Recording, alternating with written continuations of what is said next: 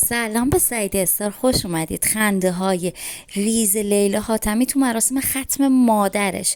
3 روز پیش خبر فوت زری خوشگاه مادر لیلا حاتمی و همسر مرحوم علی حاتمی پخش شد و امروز هم مراسم خاکسپاری انجام شد.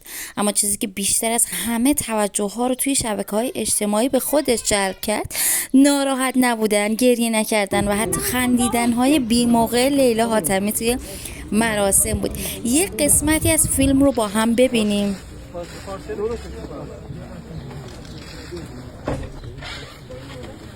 خب هیچکس انتظار شیون و زاری از بانوی خوشتیپ و با وقار ایرانی رو نداشت، اما خندیدن‌های گاه و بیگاه، خوشو بش کردن‌های ایشون باعث تعجب خیلی ها شد که البته امیدواریم توی مراسم 40م زری خوشگام مادر لیلا حاتمی شاهد قدری موقعیت شناسی بیشتر از سمت لیلا حاتمی باشیم.